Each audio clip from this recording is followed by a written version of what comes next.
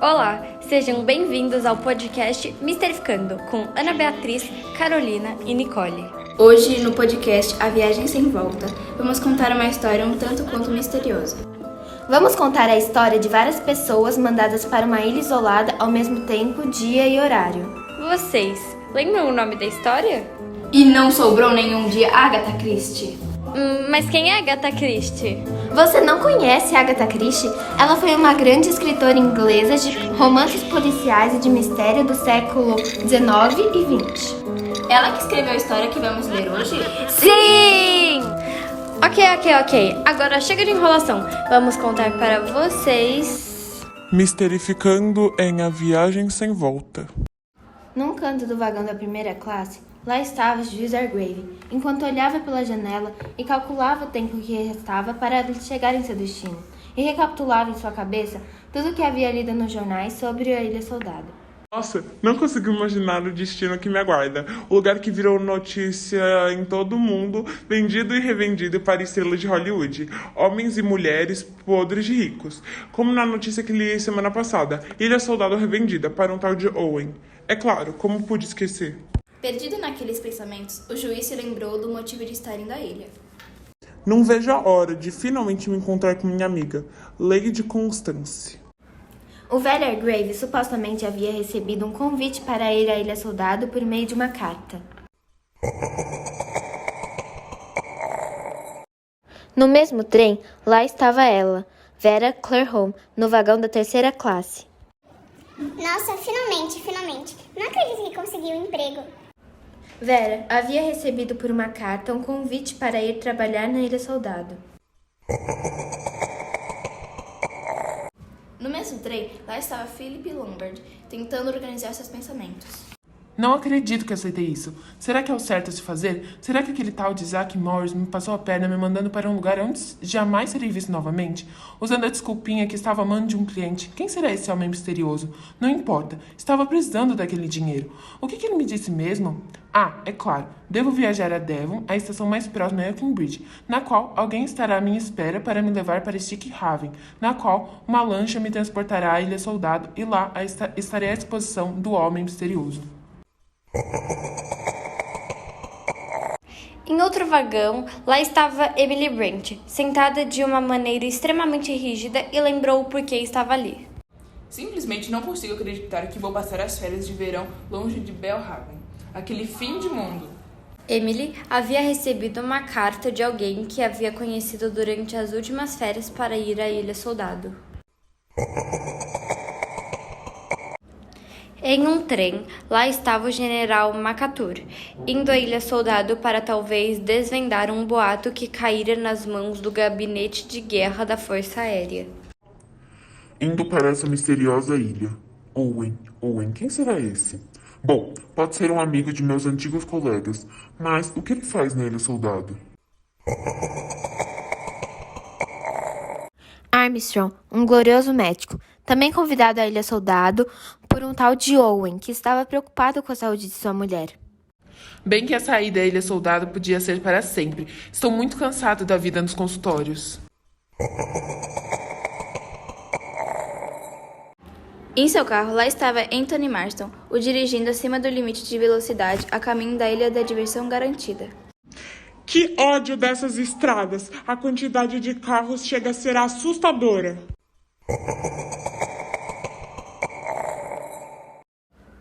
Em um trem, lá estava Blor, anotando em seu caderninho todos que estavam indo à Ilha Soldado, o lugar em que estava indo, pois havia sido mandado por um Owen.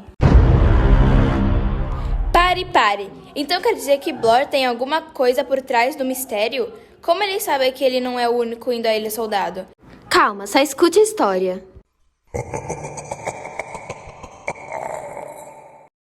Então, todos os personagens chegam à ilha e se dividem em grupos, porém descobrem que o tal de Owen não estava na casa. Por isso, eles foram recebidos pelo Sr. e Sra. Rogers, os mordomos. Assim, o casal de mordomos passam as regras da casa e mostram seus quartos. Cada um dos hóspedes vai até o seu quarto. Assim, no quarto de todos havia um poema misterioso sobre 10 soldadinhos que iam diminuindo a cada verso do poema. 10 soldadinhos saem para jantar. A fome os move. Um deles se engasgou, então sobraram 9. 9 soldadinhos acordados até tarde, mas nenhum está afoito. Um deles dormiu demais, então sobraram 8. 8 soldadinhos vão a Devon passear e comprar chiclete. Um não quis mais voltar, então sobraram 7. 7 soldadinhos vão rachar lenha, mas eis que um deles se cortou ao meio, então sobraram 6. 6 soldadinhos colocam meia brincando com afinco. A abelha pica um, então sobraram 5. 5 soldadinhos vão ao tribunal, ver e julgar o fato. Um deles ficou em apuros, então sobraram 4. 4 soldadinhos vão ao mar. Um não teve vez. Foi engolido pelo arenque defumado, então sobraram 3. 3 soldadinhos passeando pelo zoo, vendo leões e bois. O urso abraçou um, então sobraram 2. 2 soldadinhos brincando ao sol, sem medo algum. Um deles se queimou, então sobrou só um. Um soldadinho fica sozinho, só resta um. Ele se enforcou e não sobrou nenhum.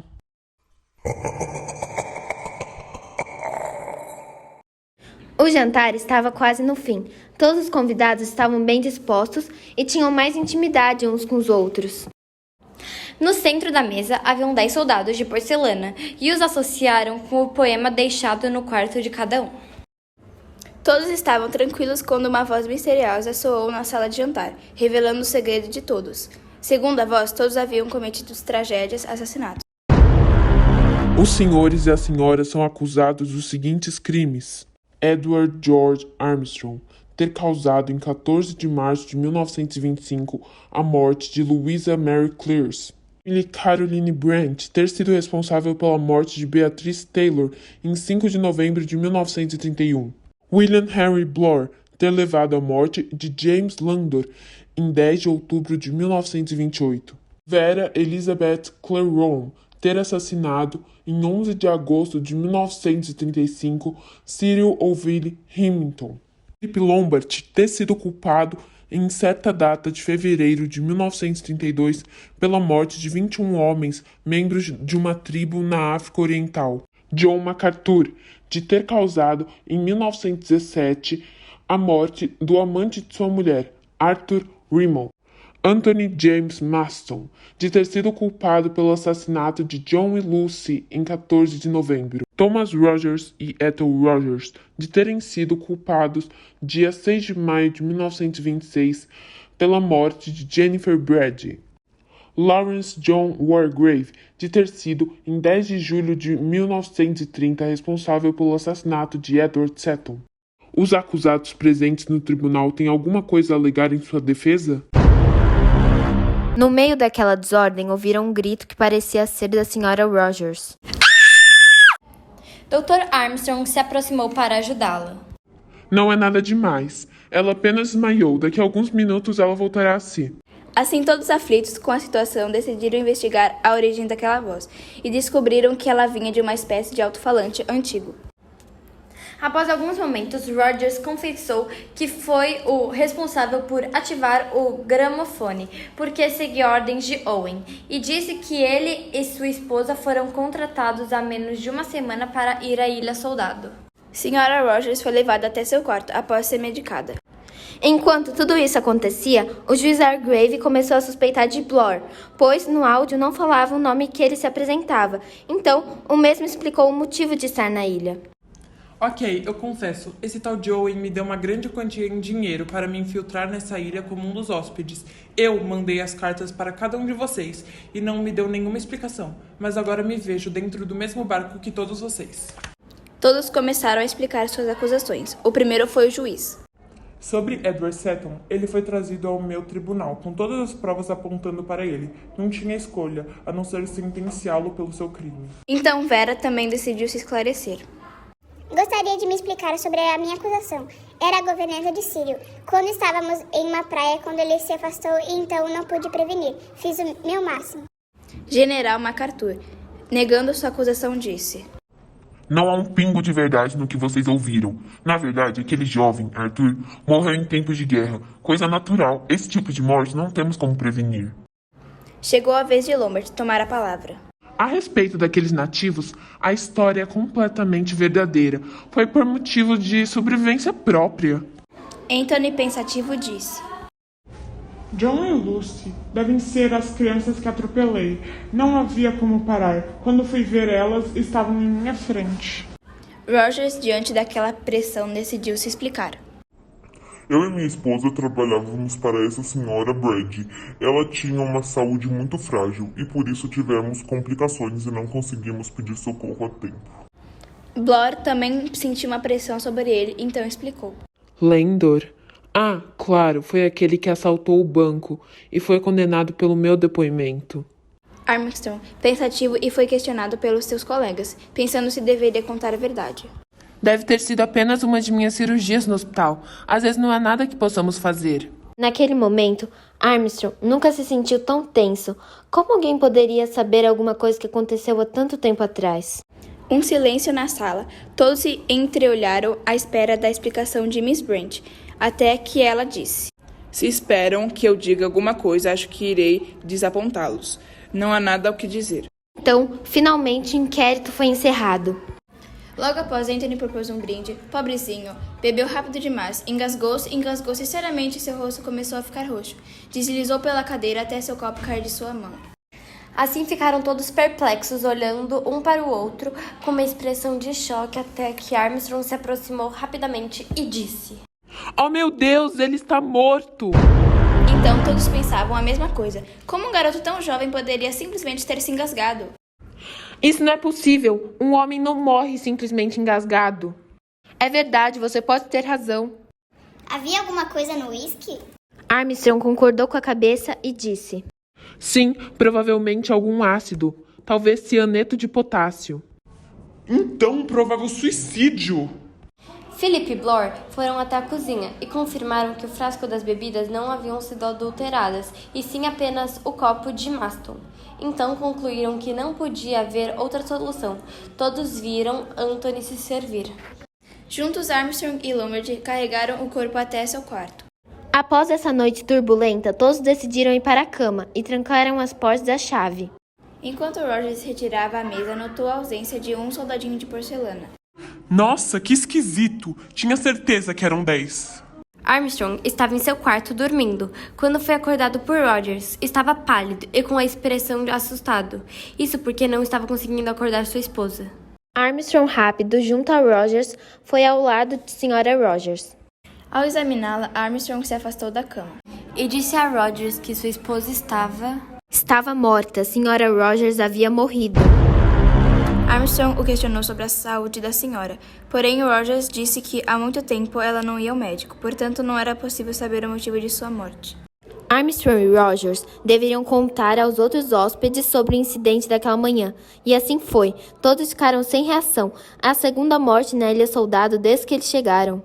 Passando um tempo, notaram que a lancha responsável por trazer os mantimentos não havia chegado. Após Rogers retirar a mesa de café da manhã, notou a ausência de mais um soldadinho, que agora só estavam 8. Vera e Emily acordaram e foram a uma caminhada pela ilha. Não avistaram nenhum barco ou lancha. Então conversaram e teorizaram sobre tudo o que havia acontecido na noite anterior. Emily, com mais intimidade com Vera, decidiu falar sobre Beatrice Taylor, a menina que ela supostamente havia sido culpada de sua morte. A garota trabalhava para mim.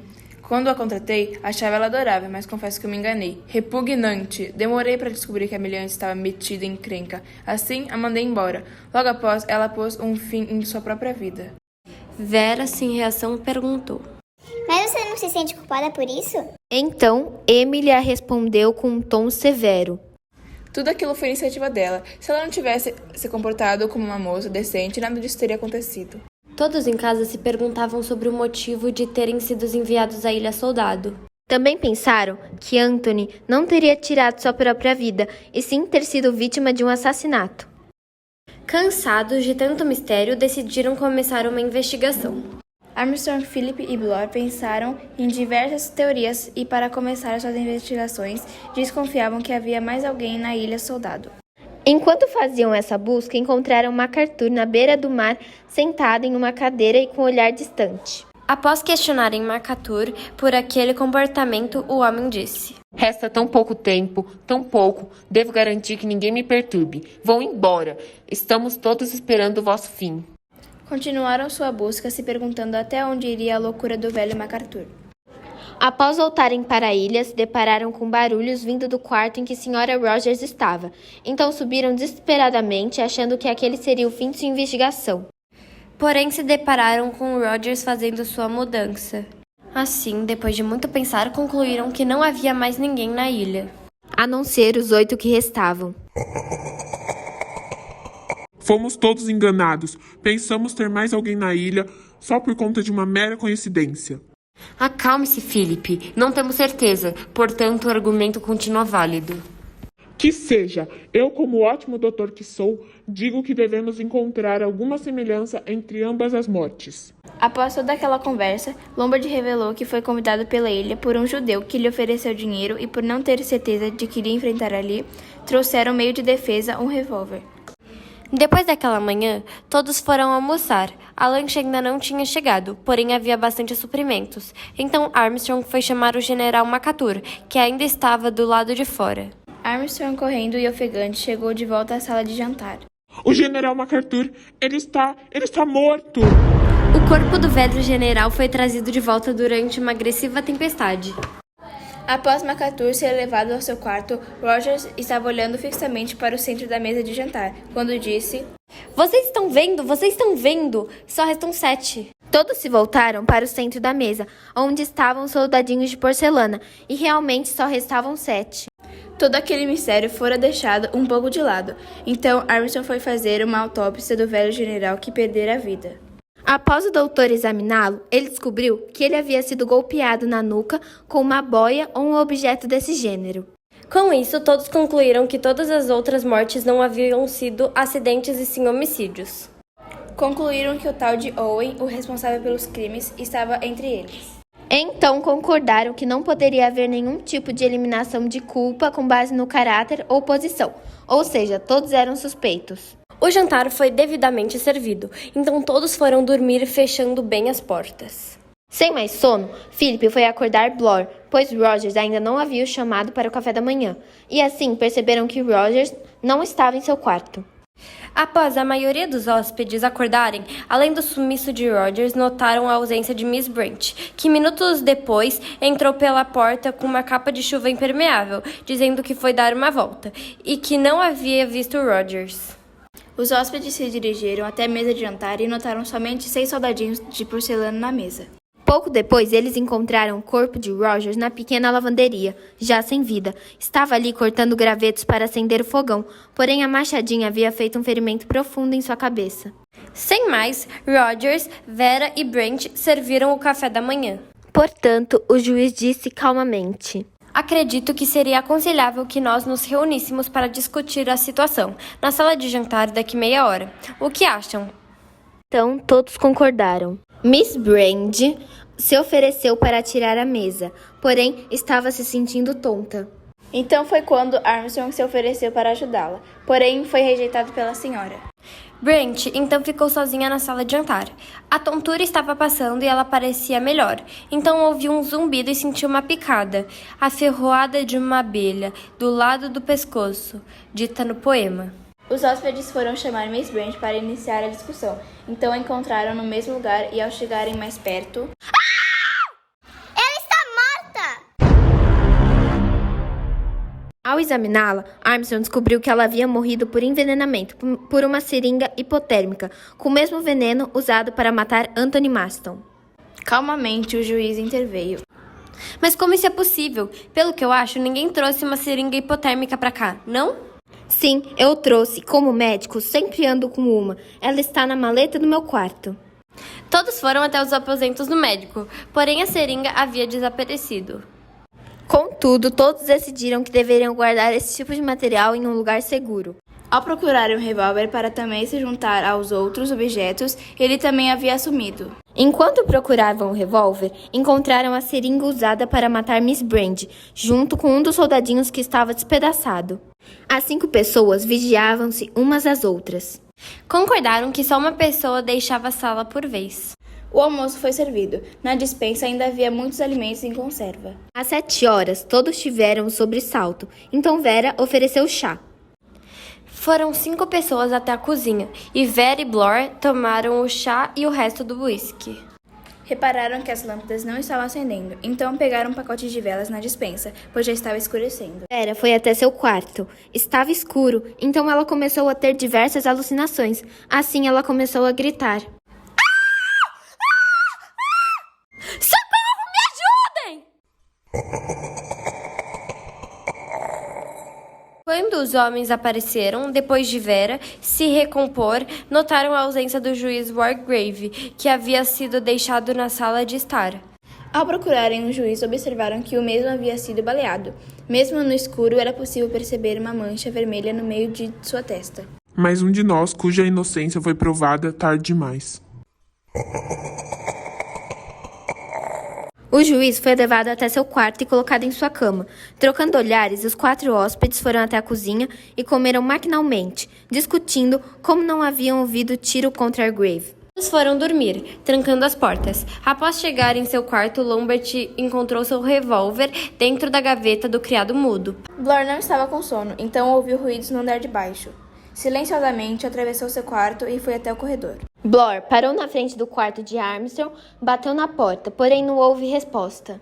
Depois, Blor foi até o quarto de Philip e o disse que Armstrong não estava em seu quarto. Então, depois descobriram que ele havia trancado o quarto pelo lado de fora e levou a chave. Então, avisaram Vera que eles iriam procurar Armstrong e a comunicaram para não sair do quarto. Enquanto procuravam Armstrong, Philip contou a Blor sobre o reaparecimento de seu revólver. Ao chegarem ao quarto de Vera, ofegantes com a barra da calça molhada, ambos disseram ao mesmo tempo. Não achamos! Ele desapareceu! Na cozinha, as 3 pessoas tomavam café da manhã. Philip, Blor e Vera. O tempo estava ótimo, estavam pensando o que poderia ter acontecido com Armstrong. Vocês têm alguma ideia do que pode ter acontecido com Armstrong?